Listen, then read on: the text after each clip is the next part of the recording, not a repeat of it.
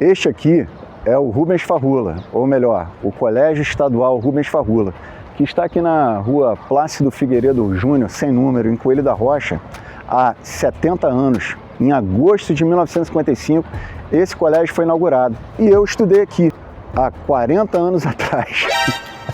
Caramba, isso é muito tempo, vou usar isso aí como corte depois. Enfim, quando eu aprendi a escrever, a gente colocava no cabeçalho Vila Rosali. E isso é uma incógnita para muitas pessoas, né? O que tem a ver esse nome Vila Rosali com essa localidade aqui, que já foi o bairro onde hospedou a escola? Você sabe que Vila Rosali e Rubens Farrula têm algo em comum? Pois bem, eles eram um casal. Realmente a gente era um casal sensacional. Rubens de Campos Farrula e Rosali de Araújo Farrula foram casados e, em São João de Meriti, criaram a firma Farrula e Companhia Limitada, em fins da década de 1920. A empresa adquiriu uma imensa área que outrora fizera parte da antiga fazenda do Carrapato, que pertencera à família Tavares Guerra, e foi a responsável pelo seu loteamento.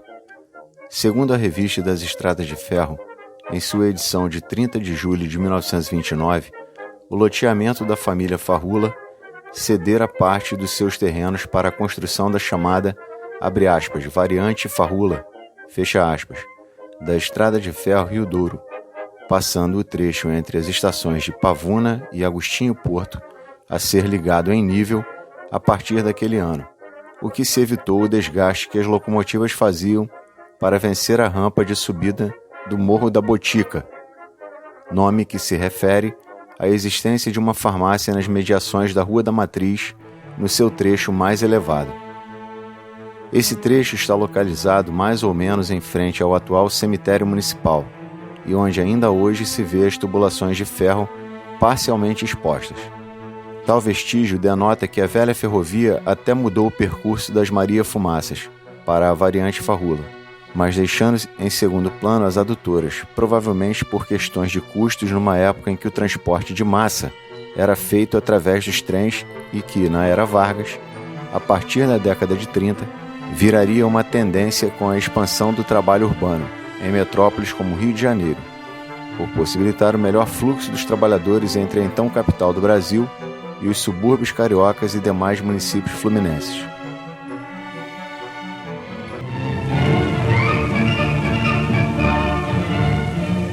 São locomotivas modernas e estão prontas para um trabalho eficiente e regular. É transmitida a ordem de saída.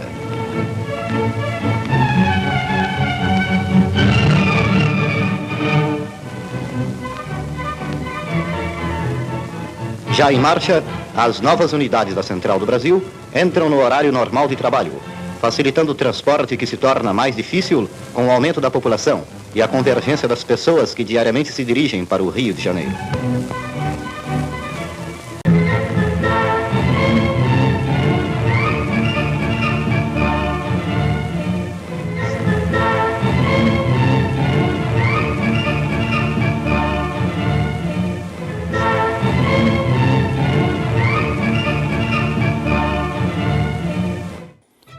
Tal estudo já foi abordado por nosso canal e pode ser melhor entendido no documentário Dossiê Coqueiros Agostinho Porto, aqui mesmo no Crônicas de Meriti.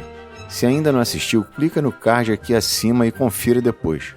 Tamanha foi a melhoria das condições técnicas que essa variante possibilitou, que a Farrula e Companhia Limitada foi presenteada pelo engenheiro Mário Cabral, então responsável pelos serviços da Estrada de Ferro Rio Douro, com uma estação de trens para o serviço de passageiros, bem na área central, aonde estava situado o escritório dos irmãos Rubens e Silvio Farrula. O empreendimento recebeu assim apoio substancial, alavancando o negócio de terrenos a partir daquele momento.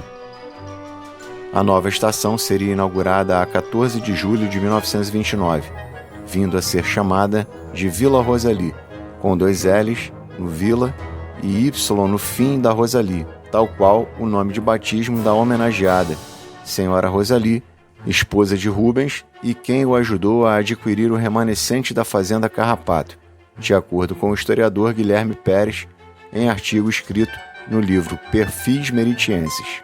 A revista O Malho, em sua edição de 27 de julho de 1929, documentou a inauguração da estação com fotos e artigo, e destacou o que seria ainda uma prematura identificação de São João de Meriti como cidade, apenas porque se tornava material a criação daquela mais nova instalação ferroviária da Rio Douro. Em 3 de dezembro de 1932, a população da Vila Rosali e a Farroula e Companhia Limitada receberam o prefeito e interventor de Nova Iguaçu, Sebastião de Arruda Negreiros, entre outras autoridades, quando comemoravam a expansão da luz elétrica no mais novo bairro do então distrito iguaçuano de São João de Meriti. Esses registros são possivelmente as fontes históricas mais conhecidas acerca da formação da Vila Rosali e que estão disponíveis na hemeroteca da Biblioteca Nacional online. Existem ainda remanescentes da formação do bairro, como uma casa na Avenida Fluminense, bem próxima da estação, a qual pertenceu ao próprio Rubens Farroula e cuja arquitetura se assemelha à casa do escritório da Companhia do Loteamento, vista nessas fotos de O Malho, de 1932. O nome de Rosali, uma cearense de Camucim, mulher do lar e esposa de Farroula, foi prestigiado ao receber o nome do loteamento e da estação ferroviária há quase um século.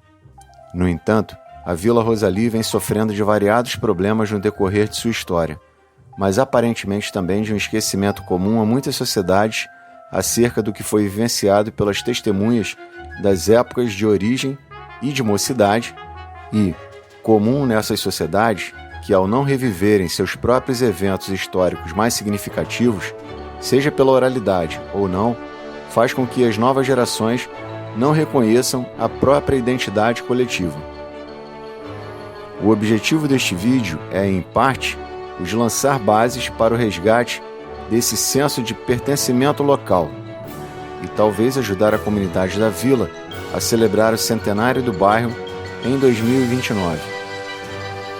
Para isto, precisamos reforçar o conhecimento pelo contato com a fonte primária, que no caso de um produto audiovisual é fazê-la aparecer, pelo menos através dos rostos de Rubens Farroula e de Dona Rosali, algo que não é raro por se tratarem de pessoas com algum poder aquisitivo e notórias figuras públicas, mas que necessitou de pesquisas com um olhar acurado sobre um universo relativamente grande de fotografias encontradas em jornais antigos e arquivos públicos já digitalizadas.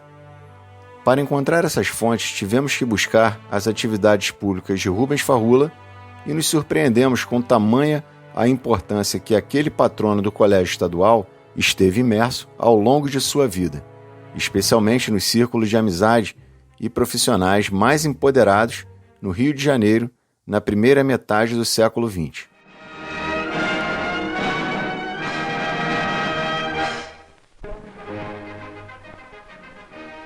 Tá curtindo esse conteúdo? Se inscreva, deixe o seu like e compartilha o conteúdo para outros meritienses que possam gostar das nossas histórias.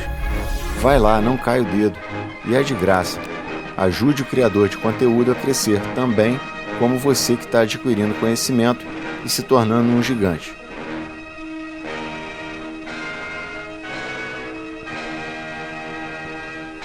Curiosidades. A gente era guerreiro demais para uma coisa assim. Amassava muita lama, né? Falava. Vai chegar aqui, não chegava debaixo de pisando em muita lama, botando muito saquinho de mercado. Bom, tem algumas curiosidades para trazer para vocês do tempo que eu estudei aqui.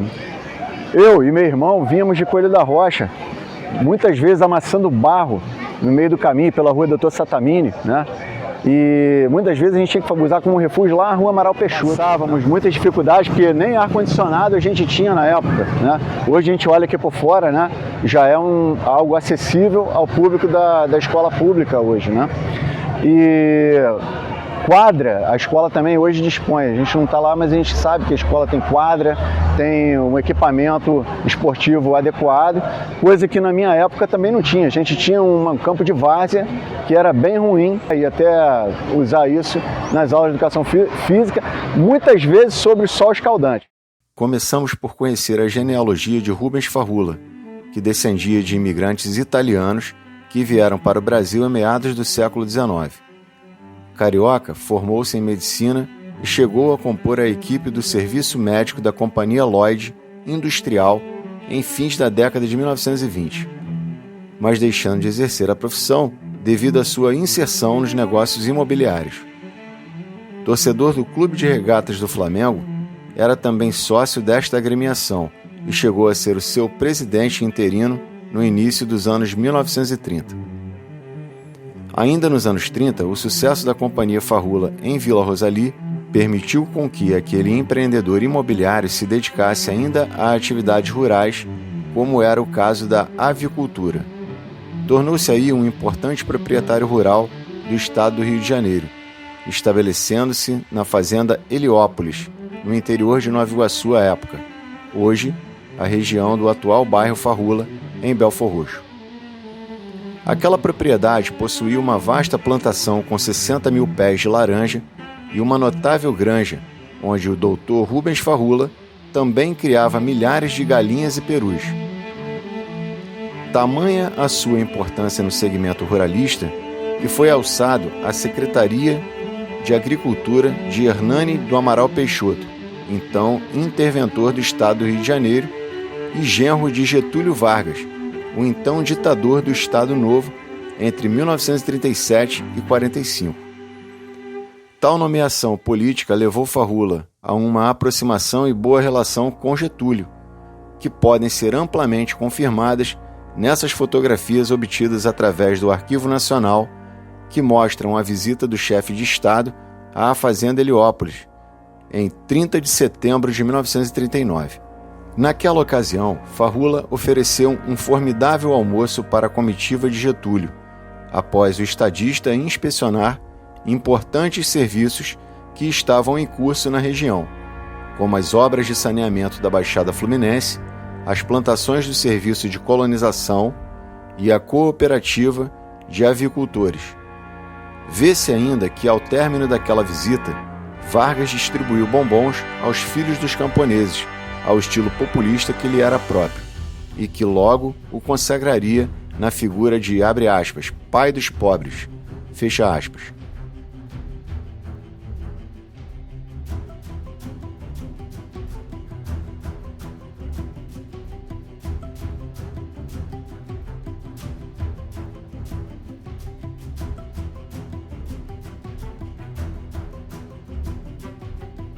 É possível constatar que, em tantos outros momentos, Farroula fazia parte das reuniões, comitivas e celebrações a convite do próprio Getúlio, como se pode ver nessas fotos, e com destaque maior para o banquete oferecido no Palácio do Itamaraty, destinado a líderes políticos internacionais e a nata da sociedade carioca, por ocasião do retorno de Getúlio Vargas à presidência do Brasil em fevereiro de 1951, após as eleições vencidas em 1950, em que Getúlio retornou nos braços do povo.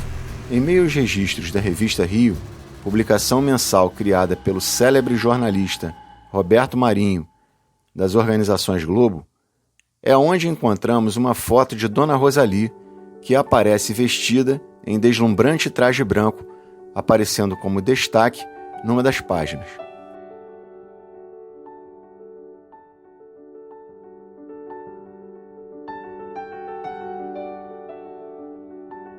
Conseguimos mais um registro de Rosalie, um pouco menos nítida que a anterior, também na revista Rio, mas em 1954, quando ela compareceu ao coquetel da inauguração de um banco.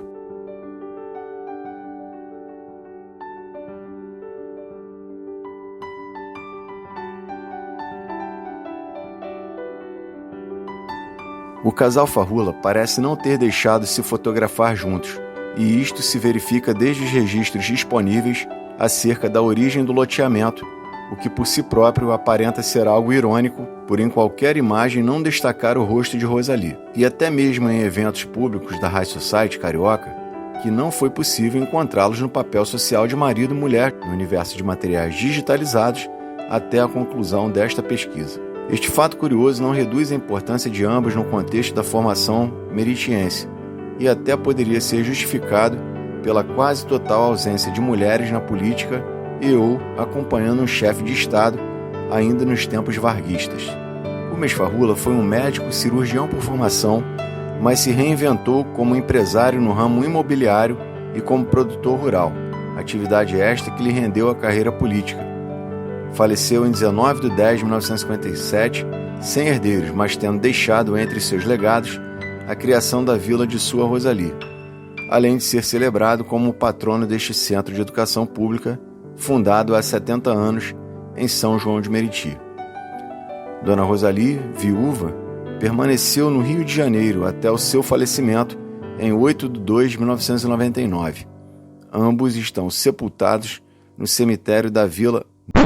Não! Estão sepultados no cemitério São João Batista, em Botafogo. Aliás, por falar no cemitério da Vila Rosalie, quem teria projetado um dos acessos neste beco entre os cemitérios municipal e o israelita? Parece coisa de bruxa, não? Também não, mas se não assistiu, clica no card acima e conheça a Bruxa de Itinga. Este conteúdo dedicado à memória de Rubens e Rosalie é uma aproximação de acontecimentos ocorridos no transcurso temporal da humanidade, dentro e fora do município de São João de Meriti. Críticas e informações adicionais podem ser deixados nos comentários ou em nossa área de relações públicas do canal. Divulguem conosco as histórias de São João para pavimentar os caminhos de uma Meriti em transformação. Abraços!